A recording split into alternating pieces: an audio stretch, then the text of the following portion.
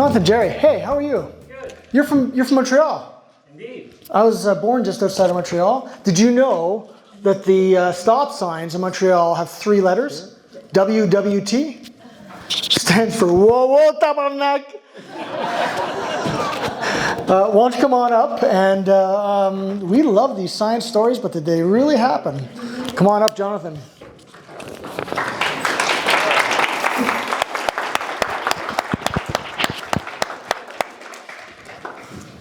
Do you want to hold this or in here? Out there should be. That's fine. Thank you very much. Wait. Wait, oh, the Timbits! Best part of the conference. There are 2 Tim Hortons on either side of this piece of land, so they're everywhere. One's closed. I went there just now and it's closed on Saturdays and Sundays. What were they thinking? Now we have to go to the other Tim Hortons, which is equidistant. All right. Adam and Eve and the Garden of Eden, truth or myth? Once more with feeling. All right. Prometheus giving fire to humanity, truth or myth? The measles, mumps, rubella vaccine causes autism, truth or myth? Yes. To echo a joke Robin Williams once made, this is how movements start. We all agree that these things are myths, and we spend a lot of time debunking these myths as skeptics and as scientists. Maybe not the Prometheus one. I think we all generally agree as a society that that one is just a story. But we love debunking myths because we think that believing in myths can cause harm. And yet, we have our own myths. There are stories that we repeat uncritically because they come from our side. And our side is the pro-science side. Ergo, our stories must be true. But they're not. They are scientific legends. They are convenient. They are useful. They are simple. But if we've learned anything about science, especially when it involves people, is that we should be suspicious if a story lacks complexity and messiness. I work as a science communicator at McGill University's Office for Science and Society. I get paid to investigate scientific claims, often health claims, that get repeated online to see what the primary literature has to say about it. I've written about homeopathy and other forms of so-called alternative medicine. I've written about ghost hunting and cryptozoology. I've unpacked the hype around cutting-edge scientific interventions like photobiomodulation and gene therapy for muscular dystrophy. Because even scientists can turn into mountebanks when there's money to be made and fame to be received. I spoke to a professor at the University of Pittsburgh who had published a paper arguing that jade amulets might protect against COVID-19. Turns out he thought he was an ex-Galileo.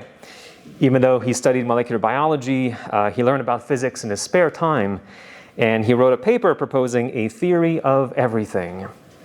So, when COVID happened, it didn't seem like a stretch to him to posit that the magnetic field around the Earth has weakened and that the amount of water on land masses has gone up, which leads to more iron oxide being made. And this material has its own magnetic field, and that interacts with the iron in our body, and that causes sequences in our DNA to get activated and become viruses. And jade nephrite amulets worn by people over 5,500 years ago, they might interact with iron oxide's magnetic field and deflect it away from our body, thus not making us sick. Of course. It is not true. I did speak to him for an hour over Zoom, and he really believed this. He would go on to sue the university in relation to how it reacted in the wake of the publication of his jade amulet paper, saying that it had discriminated against him for being black. I've also written about a device made in Canada that was supposed to detect the SARS-CoV-2 coronavirus in the air and alert people in the building that COVID was in the air. It made absolutely no sense that the company that was claiming it had developed a device even had the scientific knowledge to pull something like this off. I wrote an article about it. We received the threat of a lawsuit. Nothing happened. A few days after my article came out, the company formed a scientific advisory board, presumably to show that they were indeed credible. I have yet to see a single unit in the wild. Then there's homeopathy. I don't need to explain to this audience that homeopathy is not the use of herbal remedies, that it is instead the use of ingredients that cause the symptoms you're trying to treat, and they get diluted to such an extreme that they are often completely gone from the final sugar pill. And so you have this very lucrative industry that exists to sell expensive sugar pills to people who feel a bit better after taking them. Our office was annoyed that not enough people were talking about the fact that homeopathy is nonsense. I mean, journalists certainly weren't. It wasn't news. So how do you make it news? Well, you generate new data about it. Then it becomes news.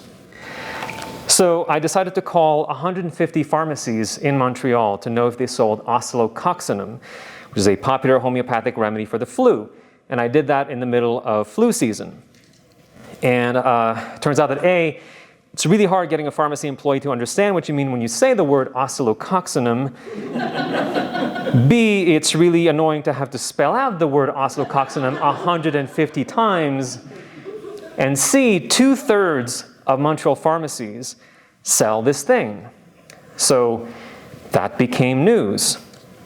And a journalist followed up on my work and asked the personnel behind the counter at 20 pharmacies in our city if they would recommend this product for his friend who was bedridden with a fever and muscle aches. And a third of them said, maybe? And a third of them said, yes. That's a problem, especially when it gets published on the front page of the biggest newspaper in Quebec. So signs were made that explained that homeopathy is not based in science, and they were shipped to every pharmacy in the province to be displayed next to those products. And that's really cool. A lot of these signs are gone now. Some pharmacies have none. Others have 5 or 6. It's not perfect, but it's a start. But I've also written about scientific legends, and it's an aspect of my work that I find particularly interesting. Because while we skeptics are very good at shining a critical light on other people's beliefs, we're not so good at doing the same on our own. I'll start with an easy one, the Mozart effect. I don't know any skeptic who endorses the Mozart effect, but let's just use that to see how scientific legends are born. The Mozart effect is a claim that playing music composed by Mozart, or classical music in general, to a baby will make them smarter in the end. In Korea, they even played classical music to millions of roses to help them germinate. It becomes magic, right? And even scientists play that game.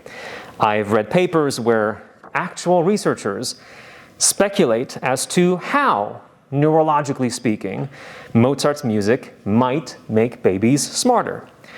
They write that Mozart's music, like a cathedral, has a superior architecture, whatever that means, and that it might resonate with the superorganization of the cerebral cortex to normalize any suboptimal brain functions.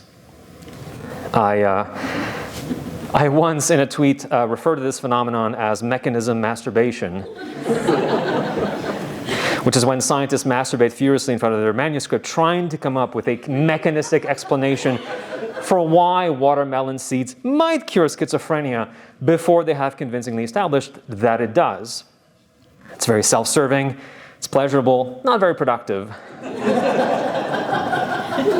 That tweet, by the way, led to a mention on a blog and to 2 podcast appearances. So if you're trying to get noticed, coin a term that has the word masturbation in it. The Mozart effect is fascinating because the original study wasn't done in babies. It was in college students, which some professors, tired of being asked why I got the grade that I got, might consider babies, but they're not technically babies. The year was 1993. It was a small experiment in 3 parts.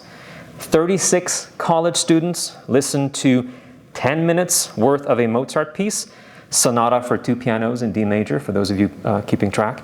They then had to do a task that was taken from an intelligence test. But it had to do with spatial visual ability. So the ability to move shapes around in your head to see how they might look from certain hidden angles, or to unfold these shapes in your mind. They then listened to 10 minutes worth of relaxation, and they did a similar task. They then sat in silence for 10 minutes and did a similar task. The order was randomized, but they always did better after listening to Mozart. Some people could replicate the effect, many could not. A comprehensive meta-analysis came out in 2010. There was no effect.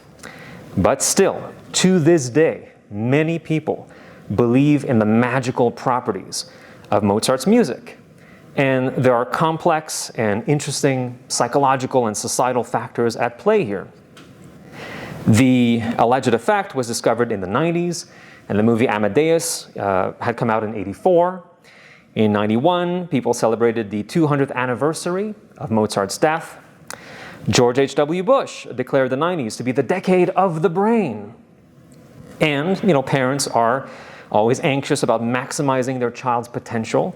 And Mozart was a child genius, nudged into brilliance by his father. And so a little bit of nature, a bit of nurture. His music, now backed up by a small study, became contagious magic, like the relics of saints or the violins of master musicians. And for this myth, at least, we have a primary source that documents how it began. We can read the paper from that 1993 study. It takes up less than a page, a really small write-up for what would become a massively popular myth. But in other cases, that origin story seems to be lost to time. And I'm not talking about things that took place in the 1100s, I'm talking about World War II. This is a myth that is commonly repeated by scientists and healthcare professionals, and so we skeptics, who often refer back to these sources, we're at risk of simply repeating it. You've probably heard this before, especially if you're interested in the placebo response.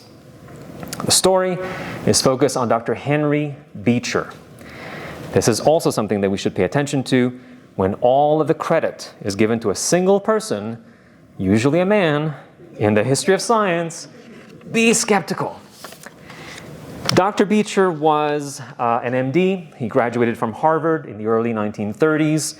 He became the world's first endowed chair of anesthesia at Harvard in 1941. But then, as you may have heard, the war happened. He was in charge of a military base hospital. And one day, a badly wounded soldier needs surgery. Beecher looks for morphine. There's none left. So, what does he do? He improvises. He injects the soldier with a saline solution, which is a mixture of salt and water to match the patient's own fluids. But he doesn't tell him that it's not morphine. The soldier relaxes, and Beecher is allowed to do the operation without anesthesia. And in this moment, Beecher realizes the power of the mind over the body, and he decides that he will conduct research into this placebo effect. This is the grand origin story of modern placebo research. Interestingly enough, when you look up this story, you will find different versions of it. Sometimes Beecher was treating multiple soldiers with saline. Sometimes it's a nurse who chooses to inject the soldier with saline. Sometimes it's an accident. Often the story takes place in Anzio, in Italy. But sometimes it's in northern Africa or on a Pacific island, even though Beecher's obituary makes no mention of him having served in the Pacific.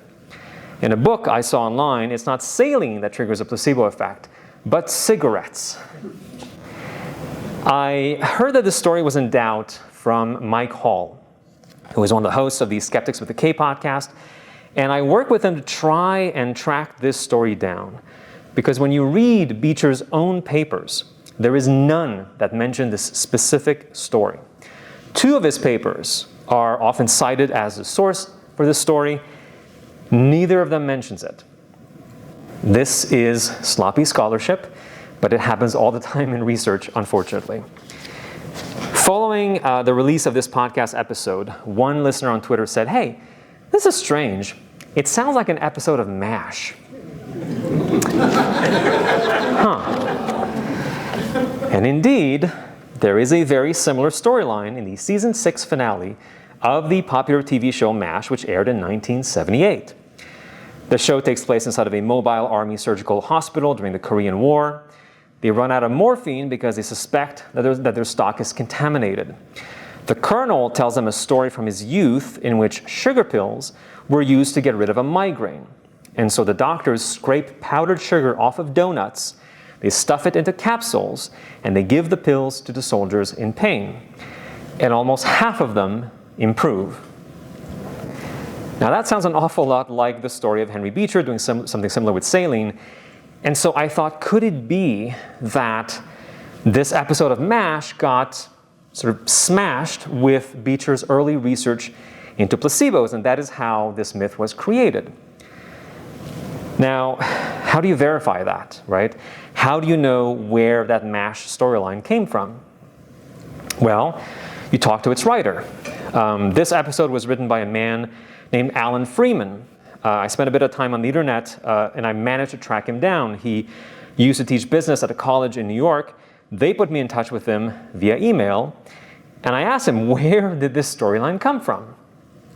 Well, turns out the idea had been given to him by the show's producer, Gene Reynolds, who is now deceased. And Freeman didn't know where Reynolds had gotten the idea. So it was literally a dead end. But I decided to dig into the bibliographies of all these papers that mentioned the story of Henry Beecher and to try to find the earliest citation, right? To see if anyone had mentioned this prior to 1978's episode of MASH. The earliest reference I could find was published in 1969. It's a book chapter by Martin Orne, and it mentions Beecher using saline solutions in battlefield situations and getting 90% effectiveness. No citation given. Author Shannon Harvey spent days going through Beecher's personal archives at Harvard. No trace of this story there. It was being talked about as early as 1969, way before MASH, but where it comes from, it remains a mystery. It's apocryphal. When it comes to the origin of vaccines, however, there is no mystery, but there is a persistent myth, and it's one that doctors have repeated all the time. I want you to raise your hand if you have heard this before. Dr. Edward Jenner invented vaccines because he made an observation, and his observation was that milkmaids were renowned for their beauty, and smallpox would scar the faces of the people who survived it, and so milking cattle must have protected them from smallpox. So he took material from a cow pustule, and he vaccinated a young boy with it, and he tried to infect the boy with smallpox, and the boy was immune. By a show of hand, who has heard the story of the beautiful milkmaids tipping him off? That's a lot of people in the room. And I heard the milkmaid part, but you heard about the cowpox. So you would be forgiven for having repeated that story with a straight face, because as I was preparing my article about this, it was stated as fact on the websites of the CDC, Encyclopedia Britannica, a few university websites, the Pfizer website, and you could see it in multiple media pieces all around the world. I emailed a bunch of these places after my article went up to see if they would correct their articles. None of them did. The only exception is the London School of Hygiene and Tropical Medicine, which seems to have taken the page down, but they have not replaced it. And that's a shame, because these authoritative websites just further spread this unsubstantiated myth. Before vaccination, there was variolation. This was a way for our ancestors to protect themselves against smallpox, which is caused by the variola virus. And variolation was devised by different people all over the planet at different times. It was a bit like convergent evolution, right? Like how wings developed independently in different species because they're useful. So basically, what our ancestors did is they took biological material from someone's smallpox pustule and they put it into somebody else's body. Some would make a superficial cut on the arm and rub the pustule on it. Sounds like fun. Others would blow the ground up material through a pipe that ended in someone's nose. Also sounds like fun. Look, they didn't have Netflix back then, okay? So the idea was to create a localized smallpox infection that wouldn't kill you and that would, fingers crossed, give you lifelong immunity against the disease. Smallpox had a high mortality rate, variolation a much lower mortality rate, so it was a worthy gamble to make. Variolation was brought to Great Britain in 1717 by the wife of a British ambassador who had seen it done in Turkey. At that point, we are 79 years away from Edward Jenner vaccinating that young boy. What actually happened has little to do with milkmaids, and it involves a lot more people than Edward Jenner. We are in the West Country of England, somewhere in the southwest near Bristol, and the doctor we're interested in is not Edward Jenner, who is too young, but John Fuster. He was inoculating the people around him using an improved version of variolation that had been devised by two doctors that he shared a practice with.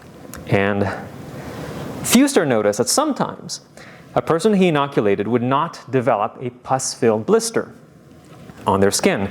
One of them was a farmer, and the farmer told him that he had had cowpox, quote, to a violent degree.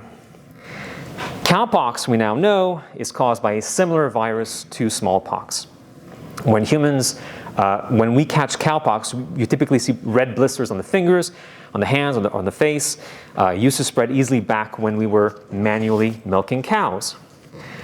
So as you can see, it wasn't Jenner being baffled by the beautiful complexion of milkmaids. It was Fuster being told by a farmer that he had had cowpox. First bit of myth busting. Fuster confirmed this link with other people whose body did not respond to the inoculation in that way, and indeed, they all had had cowpox before. He mentioned this thing at an informal gathering of local doctors in 1768. One of the doctors present that night had a 19-year-old apprentice. That apprentice's name was Edward Jenner, exactly. Jenner ended up going to London. He came back to the West Country. In the meantime, Fuster had sort of lost interest in this whole cowpox variolation connection. And so Jenner picked up the baton from him, but it took another 25 years before we get to the crux of the myth. We're now in 1796, and there is a milkmaid who's about to play a role, but what her face looked like, I have no idea. Her name was Sarah Nelms, and she caught cowpox in the middle of an outbreak. And so Jenner took material from her hand sore and used it to vaccinate a healthy 8-year-old boy by the name of James Phipps. He then tried to infect Phipps with smallpox twice, and he wrote, quote, "No disease followed." And of course, it's called vaccination, from the Latin for cow, because he used cowpox material to immunize the boy against smallpox. But Jenner was not the first to do it. It had been done before. Remember, Jenner did it in 1796. In 1774, a farmer in Dorset had done it on his family using a knitting needle and pus from an infected cow. There was a teacher in Kiel who had also tried it, as well as a few other people. So nothing to do with the beauty of milkmaids, and Jenner was not the first to vaccinate. But he did document his experiment, and he tried to get it published. There was pushback in the medical community at the time. Max Planck would go on to say something that has been immortalized in a pittier way as science progresses one funeral at a time. And so, which is very true. So Jenner's not so pioneering discovery was not readily adopted. The evidence he provided wasn't great. His vaccination did not at the time provide lifelong immunity to smallpox. He also had strange beliefs. He thought that cowpox came from an infection of the hooves of horses that mutated when it infected cows. So, all around, Jenner's reputation wasn't great, which is why his first biographer after Jenner had died, would try to rehabilitate his reputation. It was the biographer who created the milkmaid myth. He wanted to downplay Fuster's role in the discovery of vaccination and elevate Jenner. It was propaganda, and it worked because most people, even today, have heard that story. A lot of these myths come about because they are convenient to the people creating them. They have an agenda. And sometimes it's not as simple as wanting to crown the man whose life story you're telling as the king of vaccines. Sometimes these stories get caught in the social context in which they are born. Sometimes a story gets repeated in academic textbooks, even though it is dripping with misogyny. Imagine the city of Chicago. Now go west of its downtown core, and you will see a suburb by the name of Cicero. In 1994, a big factory complex there was torn down to make way for a shopping center parking lot. But at its peak, that factory employed more than 40,000 people, many of whom were European immigrants. It belonged to Western Electric, which supplied telephone equipment to AT&T. That story may not sound familiar to you, but that's because there's something that I haven't told you. It's like when Princess Irulan fades out and fades back in during the opening monologue of David Lynch's Dune. The spice exists on only one planet in the entire universe, Arrakis, also known as Dune. No, the city of Cicero wasn't always called Cicero. It wasn't called Dune. It used to be called Hawthorne. And the factory it had was called the Hawthorne Works. And studies were done there to see what could affect the productivity of its employees. They were never properly documented and published, but there was a trade journal that ended up publishing their conclusions. And in 1953, we see the first named reference to what had been discovered there, the Hawthorne effect. It was defined at the time as, quote, marked increases in production which were related only to the special position and social treatment that the workers had received. It's told as one of the classic and most influential social science experiments ever conducted.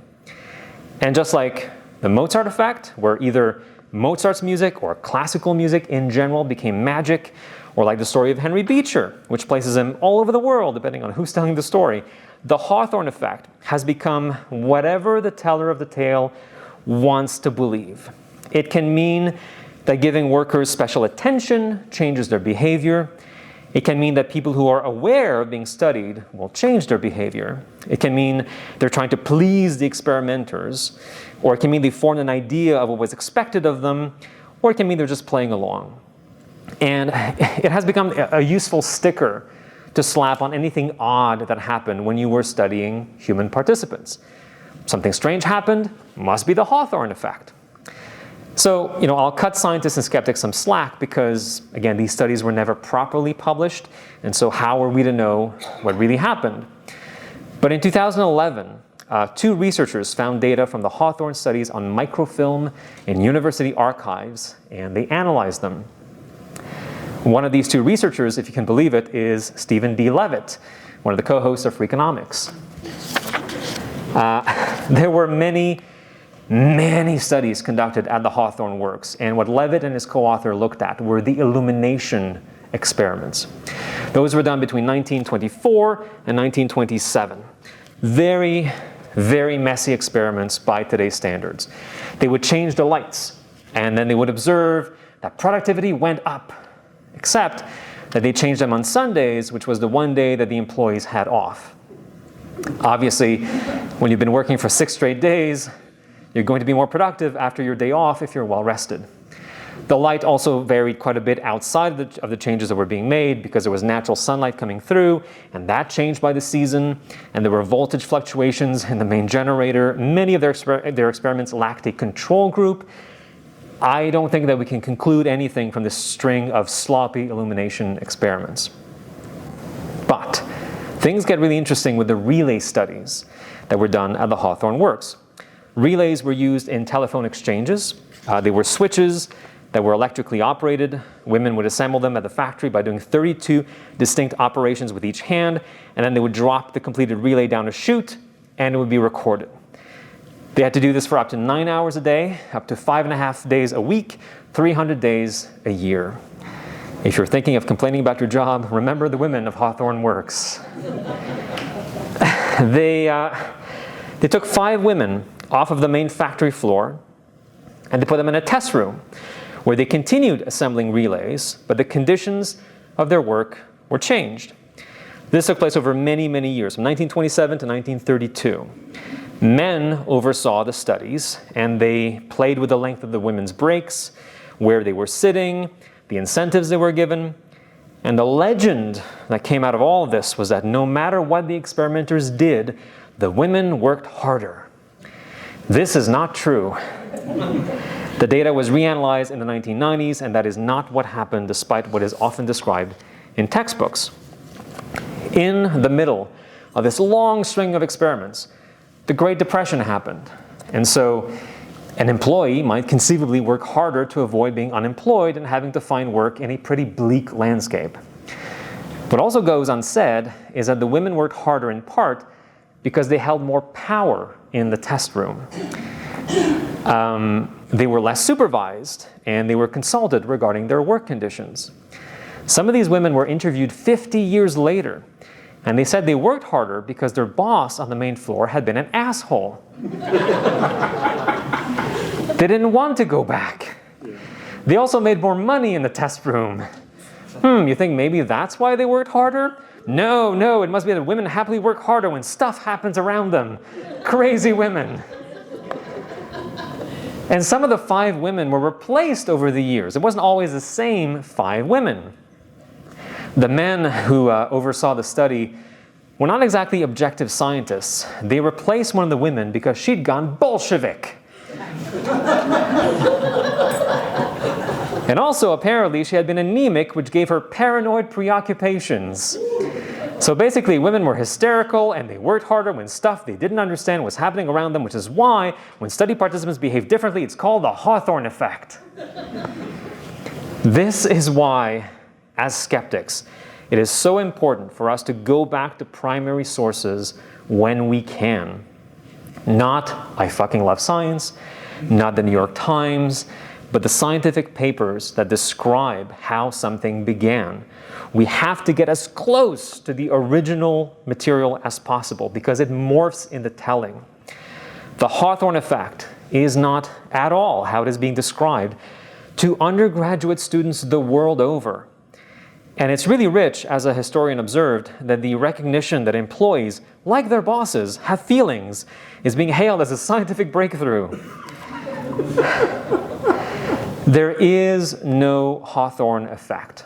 There are specific behavior changes that can occur during a scientific study, but those need to be carefully labeled and looked at and controlled for. We can't just slap a Hawthorne sticker on a weird finding and call it a day. But it feels good, right? It feels good to use a scientific sounding name like the Hawthorne effect in a discussion. It makes it feel like the other person is dumb and we have the knowledge and we're going to whip out some science and say, hey, that's the Hawthorne effect, and drop the mic on the floor and feel good about ourselves. We do this all the time with the Dunning-Kruger effect, right? Someone is overly confident, Dunning-Kruger effect. Someone has a wrong answer to a question, Dunning-Kruger effect. Someone is dumb and wears a MAGA hat, Dunning-Kruger effect. Everything we don't like and everything that's wrong and obnoxious in the world gets slapped with the name Dunning-Kruger effect, and we call it a day because it's scientific and it makes us feel superior. Except that I don't think the Dunning-Kruger effect is real. I thought it was. I really did. I was going to write this really short and simple article about it, something to just get off my plate, something to feed the algorithm with, but I kept digging and I kept reading, and I ended up recruiting 3 very mathy people to help me make sense of it, and there were Skype calls, and one of them created a little program to generate random data, and it took months, and by the end of it, I kind of didn't believe in the Dunning-Kruger effect anymore. Now, the first problem with how we talk about the Dunning-Kruger effect is in who it affects. And even Dr. David Dunning, he agrees. It's not about them, he'll say. It's about us. It shouldn't be used as an accusation made to make other people look dumb. It should be a path to intellectual humility and self-reflection. Another common misconception about the Dunning-Kruger effect is, as it was originally reported anyway, is that it's about ignorance. It's about people being uninformed. No, it's actually about being misinformed. It's about thinking the answer is one thing when it's actually another. The original study, published in the late 1990s, was done on students who were assessed in terms of grammar, humor, and logical reasoning. Everyone was asked how well they thought they did, and everyone was also graded objectively. The researchers compared the objective grade with the subjective assessment, and what emerged was this idea that if you're really bad at grammar, you're likely to believe you'll get a higher score than what you are worth. And if you're really good at grammar, you're likely to slightly underestimate how well you've done. There have been many papers published since showing the Dunning-Kruger effect, but there were two that caught my eye because its authors argued that this whole effect was a statistical mirage, not a cognitive bias. This whole story is fascinating because the people it involves were all fans of the effect and they believed in it. Nobody involved in this whole story is some crusty contrarian trying to make a YouTube video that'll get a lot of clicks, like Pearl Harbor is actually Michael Bay's unsung masterpiece. Dr. Ed Neufer was a fan of the original paper, but he used both computer-generated data and results from actual people undergoing a science literacy test to show that most people that are unskilled are actually aware of it. He only saw about 5 to 6% that fit that part of the Dunning-Kruger effect of overestimating their skill. Turns out that both non-experts and experts can overestimate and underestimate their skills with the same frequency. I found this hard to believe. So I recruited a husband and wife team of statisticians, Dr. Patrick McKnight and Dr. Simone McKnight, as well as my podcast co-host, Dr. Christopher Labos, who has a master's degree in epidemiology and who routinely runs statistical analyses for biomedical research projects. The McKnights replicated Neufer's results using a different platform. And look, I had to recognize my own bias in all of this. I'm a skeptic. I am enticed by stories of everything you know about this is wrong, how this entire talk is along those lines. So part of me wanted to disprove the Dunning-Kruger effect, which is why I kept playing devil's advocate, arguing in favor of it. This went on for weeks, but at the end of this process, we were all convinced that the effect was not real, and here's why.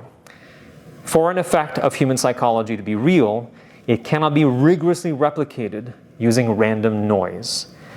But with the Dunning-Kruger effect, random data actually mimics really well, and that's because of the graph. And we have to be careful because there are fake Dunning-Kruger graphs out there. There's one graph that goes like this, it goes up, it slopes down, and it slowly comes back up again.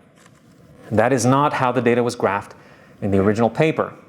It was done in a very peculiar way, which is unusual. Dunning and Kruger separated all the students into 4 groups or quartiles. The bottom 25%, the next 25%, the next one, and the top 25%. There are 2 lines on the graph, actual test score and perceived ability. Each line has 4 data points, which are the averages for each quartile. So you get this. Goes like this, and another one like this. So basically you got the actual test scores, which go up from one quartile to the other, and then you got the perceived ability, which goes like this. So it means that there is a large gap in the bottom 25%. Their score was on average 10%, but they thought they got 55%. And then you go to the other end, and there's a much smaller gap in the top 25%. Their score was 95%, but they thought they got 75%. That is the original Dunning-Kruger effect. But when the McKnights generated random data for self-assessment and test scores and plotted that random data as this very peculiar Dunning-Kruger graph with the quartiles, they got basically the same shapes, the same two lines, with people at the bottom overestimating their score, people at the top underestimating it. This was also done by Philip Ackerman and colleagues 3 years after the original Dunning-Kruger paper had been published, and they got similar results. And yet, we don't talk about that. The mythology behind the effect has won because it's useful. Now, some of you will say, but Jonathan, I know people who are really ignorant and they think they know everything. Are you telling me that they don't exist? No, it's called the overconfidence bias.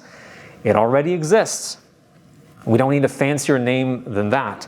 Yes, some people are overconfident. That is a thing. There's the better than average bias, which explains why most car drivers think that they are well above average. The Dunning-Kruger effect was measuring something very specific and plotting the data in a very unique way. But somehow, much like with the Mozart effect, it tapped into a need that we have for using science as a sort of spell to explain things around us, even when the research it comes from does not back up what we're trying to explain. These scientific legends become incantations. Through a societal alchemy, science becomes magic. And if we're trying to be good skeptics, we should be wary of falling under its spell. Thank you.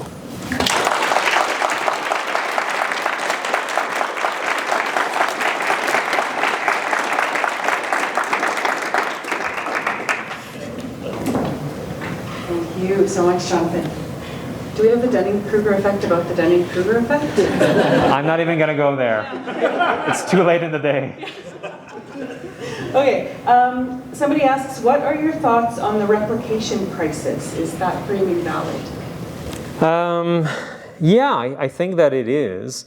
I mean, certainly, there has always been a problem in research with replicating results. I mean, we all learned this idea that good research needs to be replicated by independent groups, and that's how you know that something is true.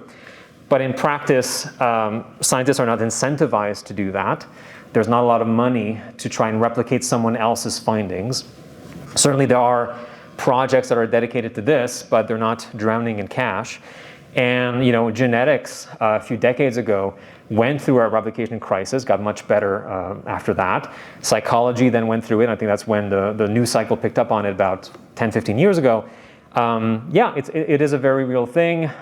There were 2 big articles that were published in major journals, maybe 2009, 2010, from big pharmaceutical companies saying, hey, we're trying to replicate the findings that you academic researchers are giving us, and most of the time we can't.